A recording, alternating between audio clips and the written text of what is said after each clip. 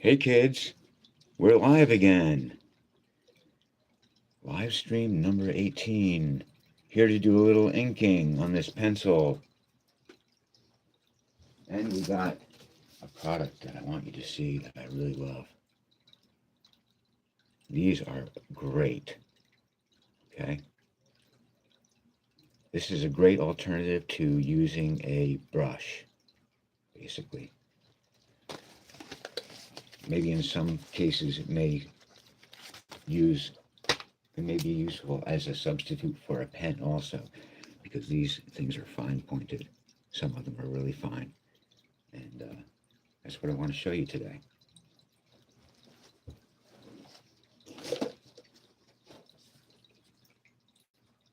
I really love how they work. They're just smooth, and the ink flow is good, and I'm not going to get any big blobs of ink coming out.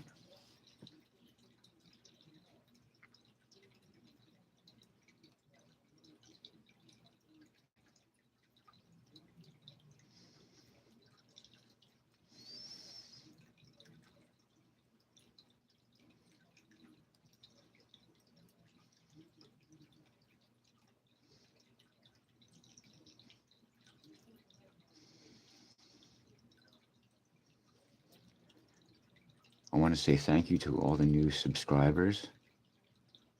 I'm trying to, right now, currently, I'm trying to get up to 100. I have like 93 right now. And since it doesn't cost anything, and it's probably the one metric that helps me the most, I encourage everybody to subscribe.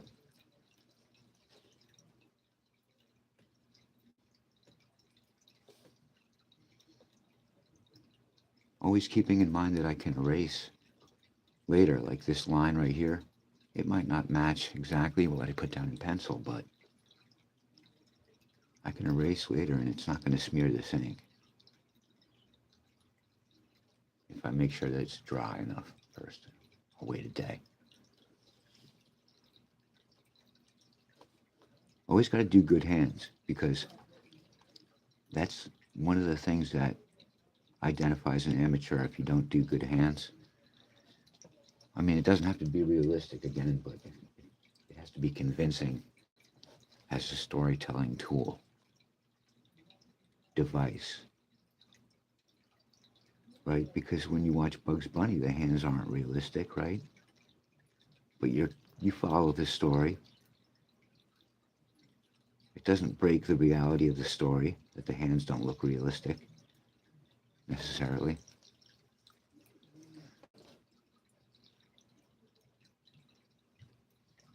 But they're convincing hands.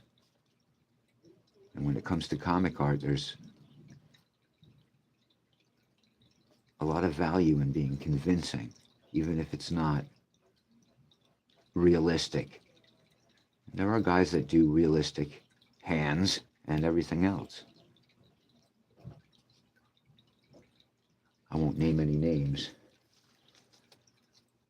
Steve Rude, the dude.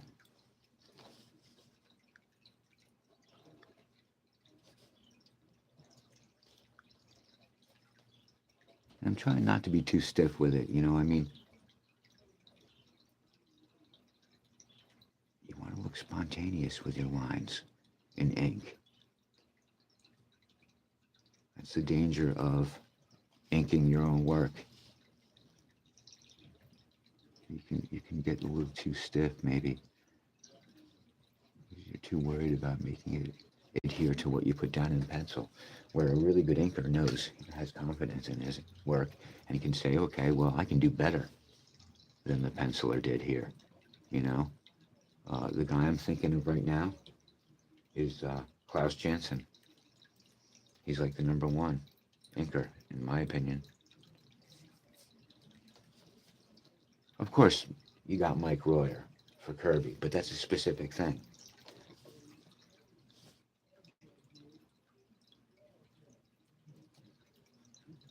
There was another guy, D. Bruce Berry. He was good too. They were both good, but I prefer Mike Royer. Lucky guy, got to work with Kirby. Can you imagine? What I wouldn't give to have done that.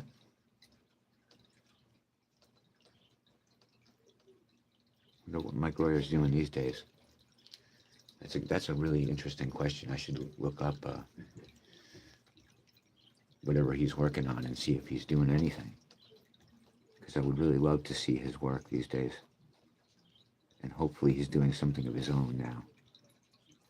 You know, I mean, he was Kirby's sidekick, but Jack's gone now, so you know, hopefully he's onto his own thing.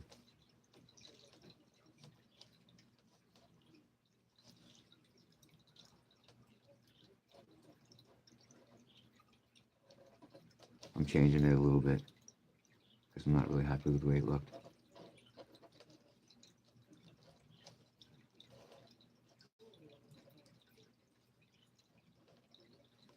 You hear my neighbors talking? Thin walls.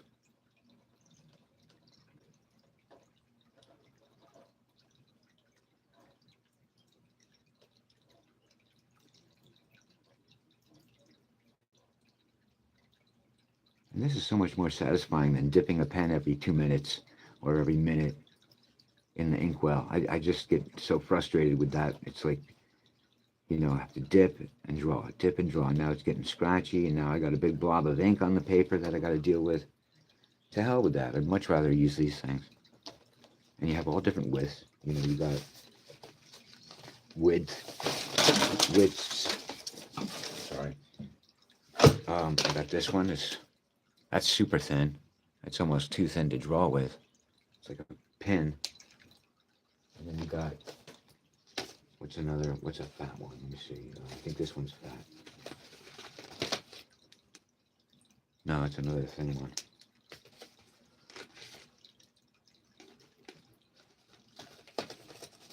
Is this it? Okay, there we go. See that? That's a nice fat tip on that one. Or you could work on areas like this. I mean, I might as well use a Sharpie, right? I'm going to use... But you can also get a thin line with it like this, if you use the edge. So that's a real useful and diverse tool that we have there.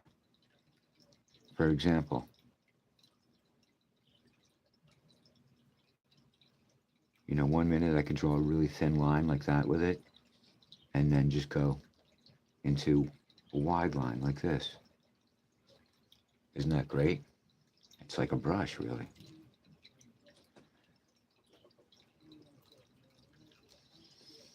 Mart Color, micro line pens. They're not paying me anything to say this, and they don't send me free pens. So maybe they will now, who knows? Or maybe they'll get a copyright infringement. I hope not.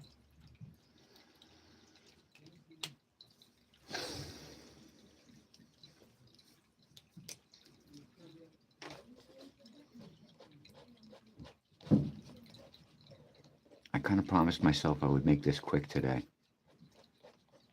You know, I don't want to spend an hour online, or, you know, maybe a half an hour. Looks like people are chiming in, though. Check it out, peeps. Any comments? You like my drawings? What do you think?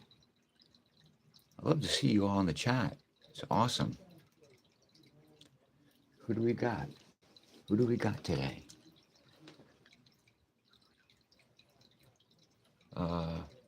Jimenez is the #1 chatter here. Gaming Lab 9000. Awesome. Alexander Jimenez.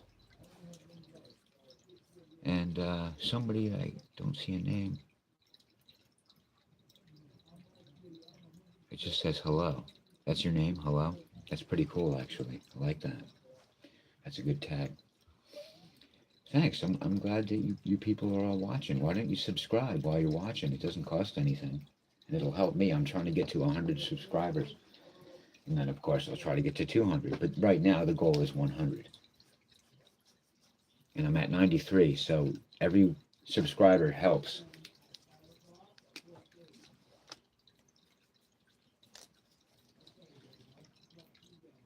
Doesn't cost a penny,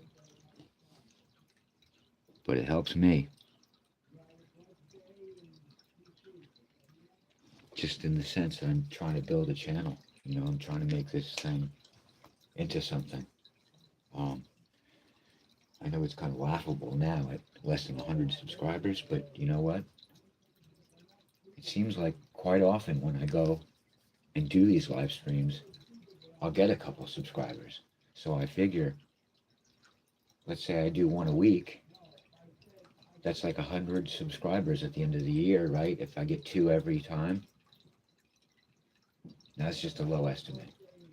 It's a more realistic estimate, actually, too, because it's happened many times that I've gotten 2 subscribers on a live stream. Now, if, you know, but if I had five subscribers each time, that would be amazing, right? I'd get like 5 times 5, 250 subscribers at the end of the year.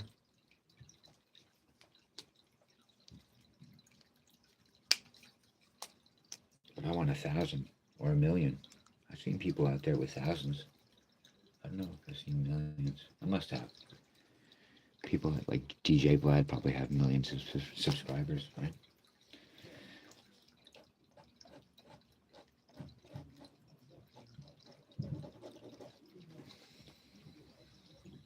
This one's a little too thin for my liking, as I said before.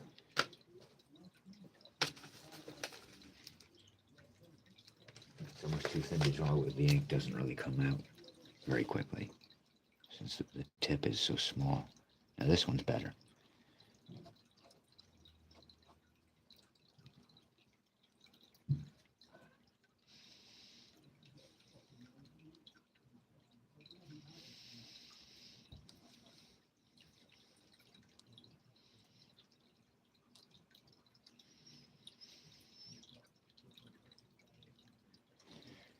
The thing about comic art is sometimes you have to, well, like any art, I guess, rather than actually drawing what you want to draw, you have to just draw what will imply what you want people to see. They're not exactly the same thing always. Sometimes they can be. But I find increasingly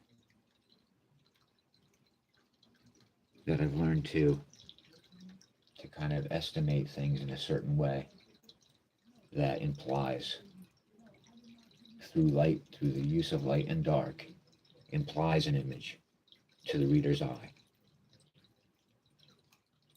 Because if you draw, sometimes it's clumsy in a certain way when you're drawing small like this.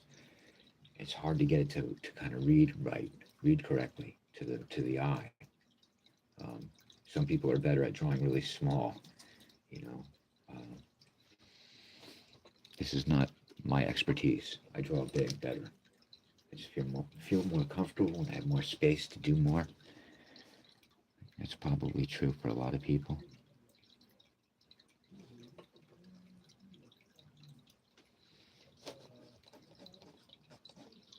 I'm talking too much and not drawing enough is what's happening. I'm trying to cover up the loud neighbors.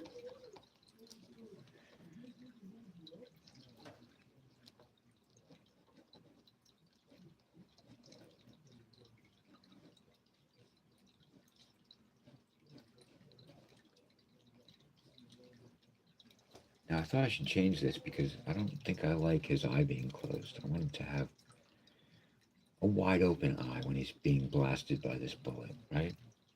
Probably. Where did I put my eraser? Oh, there it is. Let's work on this for a second.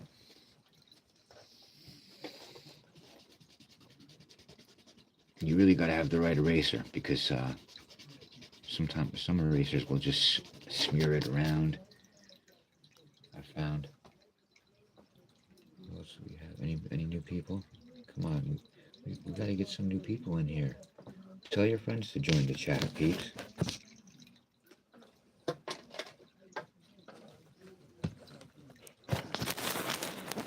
How's that? A little better?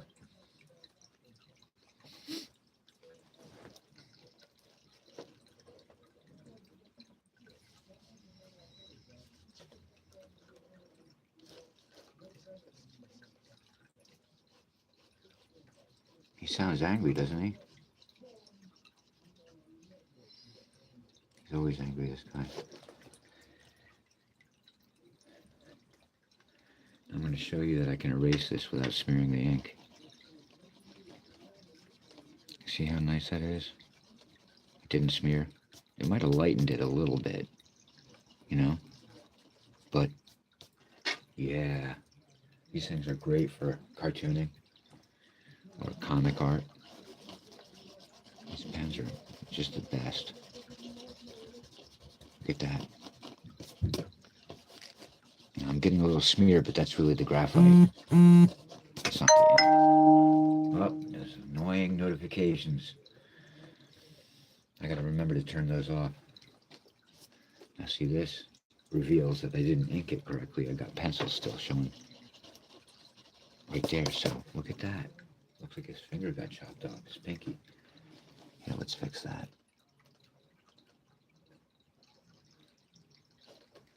Okay.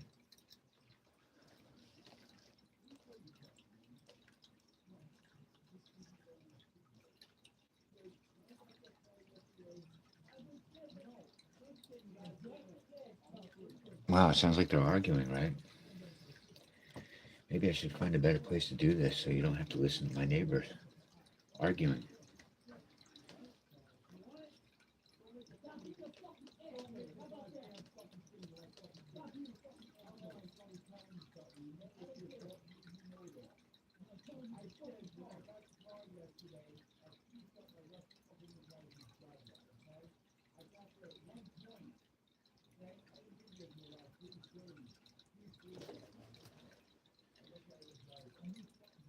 What nutcases these guys are. They're probably arguing about something completely silly and insignificant. I guarantee, whatever it is, it's stupid.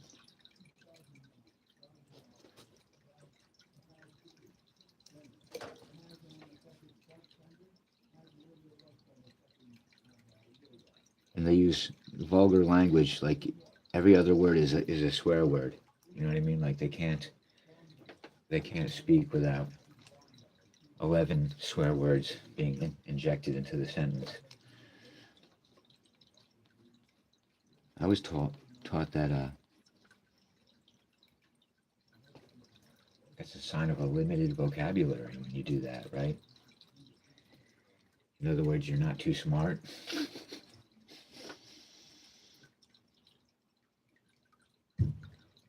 People don't read anymore. It's my greatest complaint these days is nobody reads books anymore. I wouldn't even care if it was comic books. They just read something.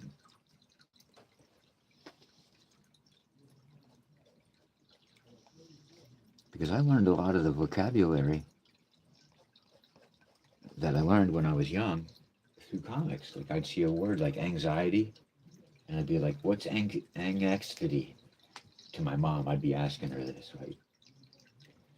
She'd explain it to me, and she'd tell me how to pronounce it correctly. But this is how I learned a lot of words.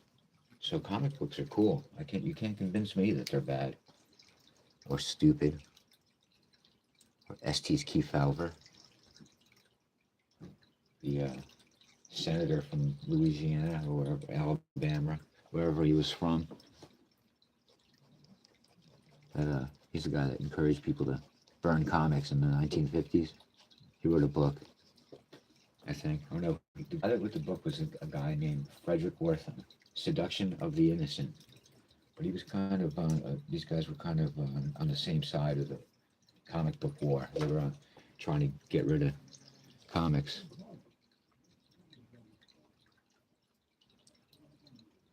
The senator, U.S. senator, and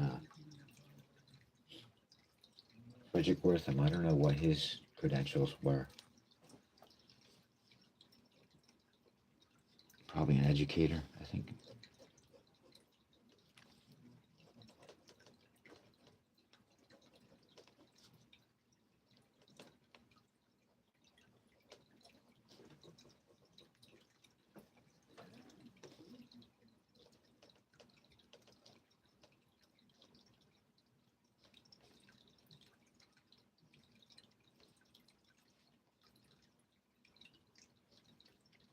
This isn't really supported by the edge, so it's kind of hard to draw because it's bending.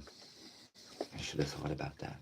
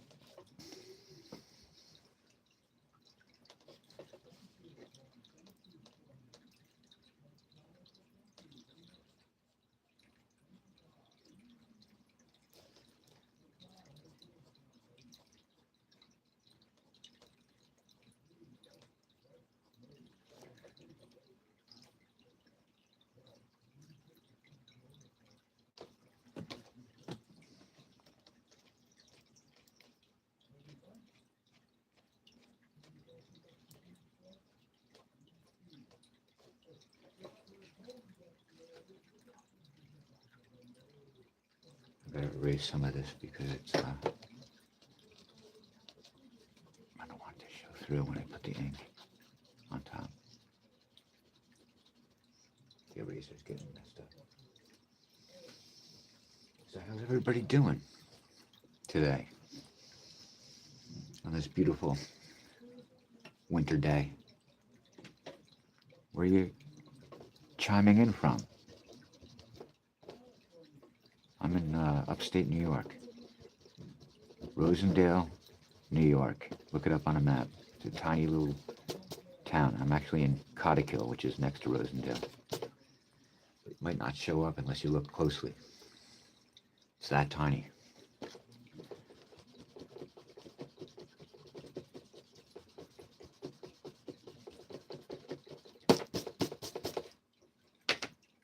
The town Rosendale is famous for being a place where cement was mined in the 1800s.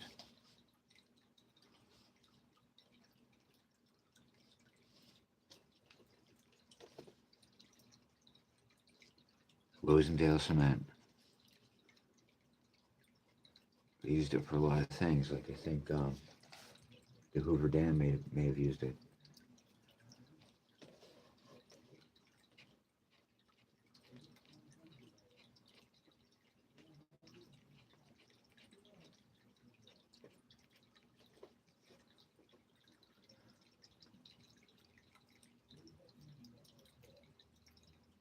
Yeah, I don't know if I'm convinced that this is the best possible expression.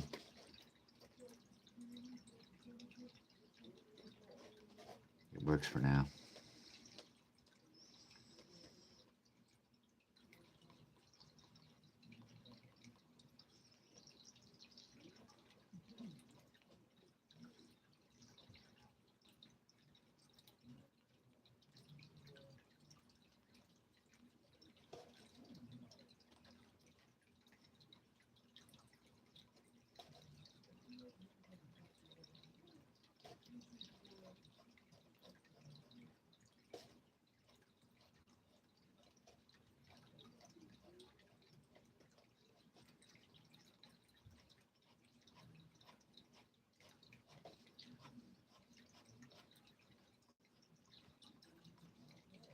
What I'm showing you is how comic books were traditionally made, where pencil was drawn first and then ink was applied so they could be reproduced.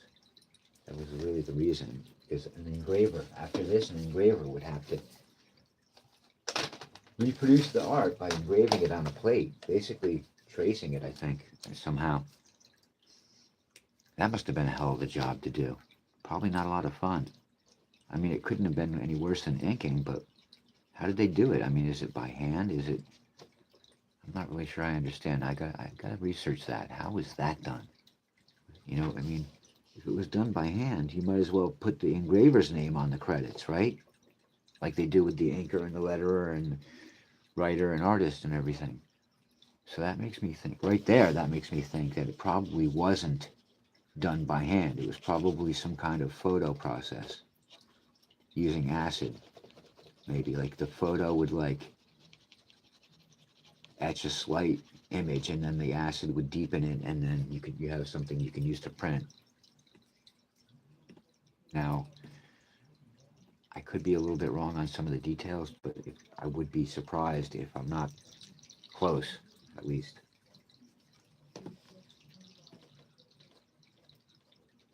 See, there he goes back to using the worst language possible.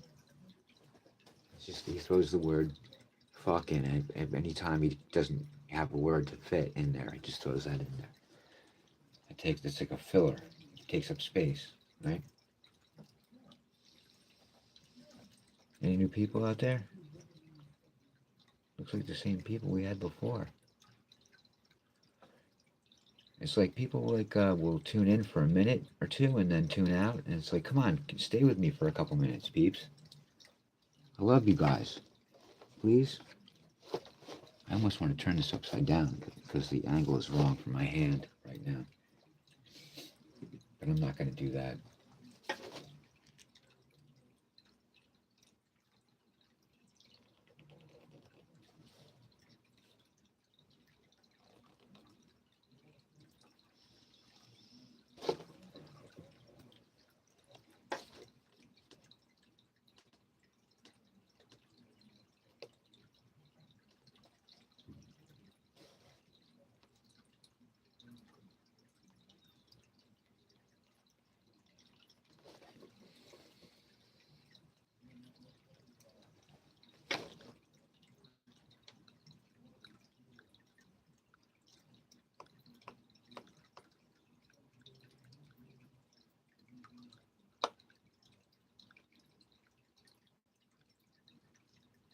Can you see, or am I blocking it?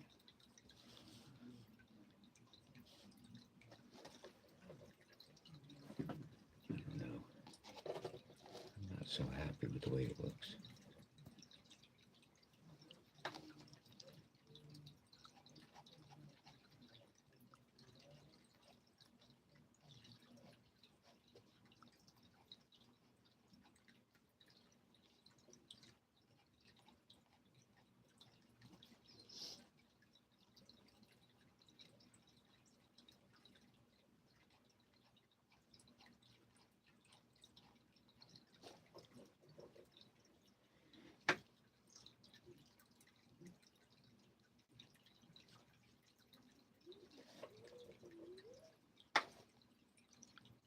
I really wish the walls were a little thicker here.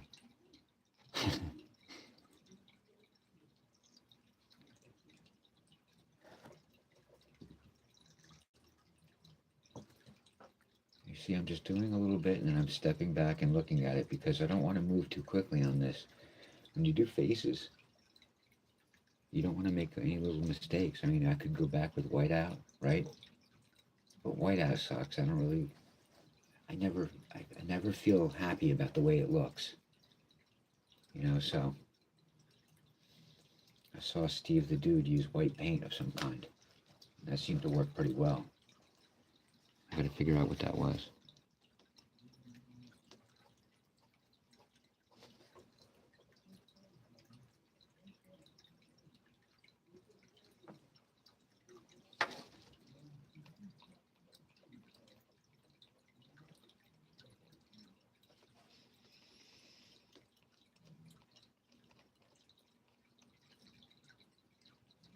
The main question is, does it communicate the idea of what's happening?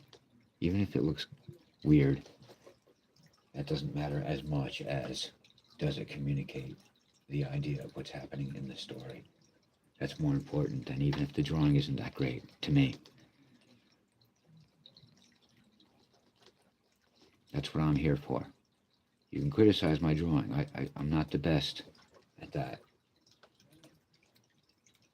But I'm trying to get better at telling a story with pictures.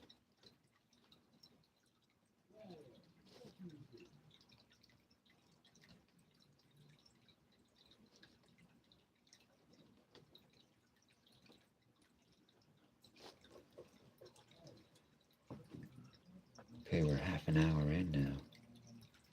Do we have any new subscribers? I think I might cut it out now. Cut it short. I'm going to do that. I'm going to come back to this part two. We're going to make this a two-part video, and I'm going to rearrange things so I can work on the lower area of this drawing, inking it in a more comfortable way, because right now I'm having a little trouble with my wrist, getting it to the right angle because of the way the easel's set up and the camera and everything. I can't really get in there.